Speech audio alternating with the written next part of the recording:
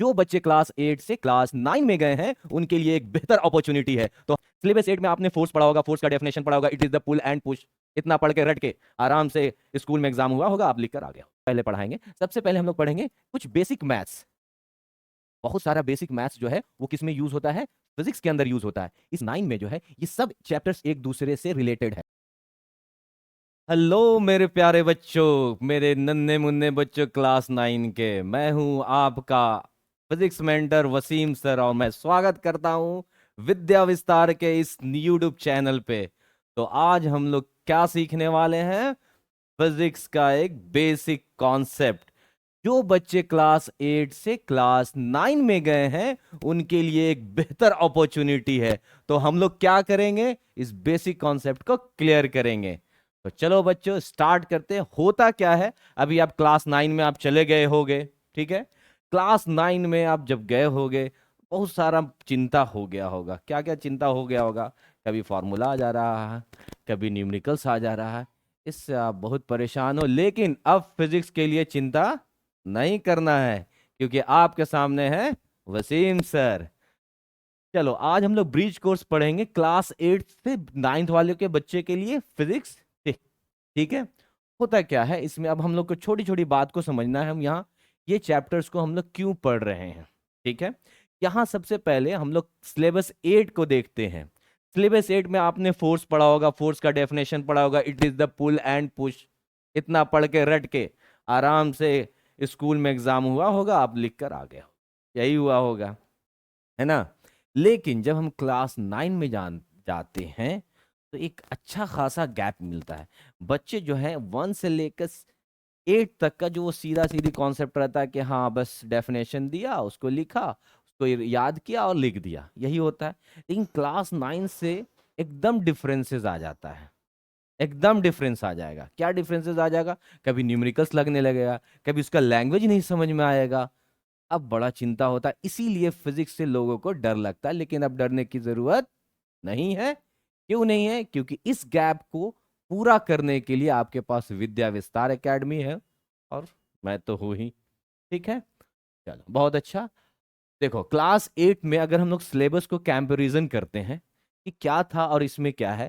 Class 8 में force and pressure पढ़ना था, फ्रिक्शन था, साउंड था, इलेक्ट्रिक करंट था, लाइट था, है ना? क्लास 9 में जो आपको सिलेबस पढ़ना है वो मोशन है, फोर्स है, gravitation, flotation, work, energy, power and sound. देखो क्लास 8 में क्या होता था कि बेसिक कंसेप्चुअल दिया जाता, कॉन्सेप्ट दिया जाता था। मैथ्स का बहुत कम यूज होता था। जैसे आप पढ़ रहे होगे डिस्टेंस इज इक्वल टू, पढ़े होगे ना? क्या होता है डिस्टेंस इज इक्वल टू? तो आप पढ़े होगे स्पीड इनटू टाइम, पढ़ लिए होगे। बस ये फॉर्मूला आप पढ़ लिए होगे, पढ़ लिए होगे। तो इसको पढ़ने से सिर्फ नहीं होगा, अब क्लास 9 में इसका एनालिसिस किया जाता है, ठीक है? तो सबसे हम लोग क्या पहले पढ़ाएंगे? सबसे पहले हम लोग पढ़ेंगे कुछ बेसिक मैथ्स। बहुत सारा बेसिक मैथ्स जो है वो किस में यूज होता है? फिजिक्स के अंदर यूज होता है। इसी फिजिक्स के अंदर यूज होने वाला सिर्फ थोड़ा थोड़ा मैथ्स पढ़ेंगे और उसको एनालिसिस करेंगे, ठीक है? तो क्लास 8 में सिंपल लॉ को याद किया जाता था, लेकिन क्लास 9 में जो है ये सब चैप्टर्स एक दूसरे से रिलेटेड है। अगर आपको force and laws of motion पढ़ना है तो आपको पहले मोशन के बारे में नॉलेज होना चाहिए। ऐसा नहीं होगा कि डायरेक्ट कोई वर्क एंड एनर्जी पढ़ लेगा, प्रॉब्लम हो जाएगा। सब एक दूसरे से रिलेटेड है।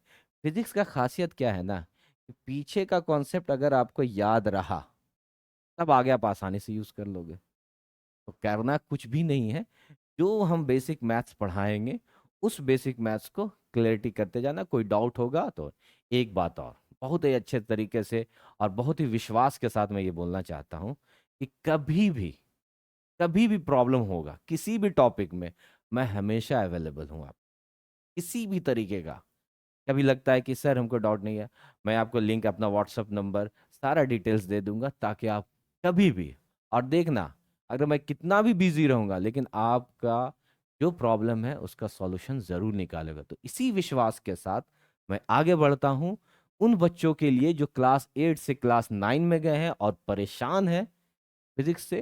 तो ऐसा परेशानी को अब दूर हो इस कमी को दूर करने के लिए आपके पास अपना भैया, सर बोल लो, मेंटर बोल लो, एजुकेटर, कुछ भी बोलना है बोल लो, आपके पास वसीम सर है जिसका सारा सॉल्यूशन आपको करेंगे। तो घबराना नहीं है बच्चों, एक एक पॉइंट को हम लोग समझेंगे। होता क्या है ना कि लैंग्वेज जो अब आता है, एक्चुअली होता क्या है कि बुक्स के अंदर में बहुत सारा डेफिनेशन लिखा रहता है। जैसे हम लिखते हैं कि force is directly proportional to area, या force is inversely proportional to area, कुछ भी मेंशन किया हुआ। अब ये जो लैंग्वेज है, इसको लैंग्वेज को कन्वर्ट करने में दिक्कत होता है। ठीक है, तो हम लोग जितना हम पढ़ाएंगे, ये जो वीडियोस होगा वो लगभग 5 से 6 टॉपिक्स होंगे, बहुत डिटेलिंग में होंगे, और एकदम जरूरी है पढ़ना। जैसा कि आपका थंबनेल में है कि आप फिजिक्स एकदम पढ़ना नहीं क्लास 9 का जब तक इस वीडियो को नहीं देखना। इस वीडियो को अगर जिस दिन से देखे, अच्छे तरीके से कॉन्सेप्ट को समझे, जो जो पढ़ाए हैं, कभी भी क्लास 9 और 11th तक भी प्रॉब्लम नहीं होगा आपको, ये मैं गारंटी देता हूं। ठीक है, तो चलो आगे स्टार्ट करते हैं कि हम इसके अंदर क्या क्या पढ़ेंगे, कैसे पढ़ेंगे, टॉपिक वाइज स्टार्टअप करते हैं। ठीक है, चलो बी रेडी।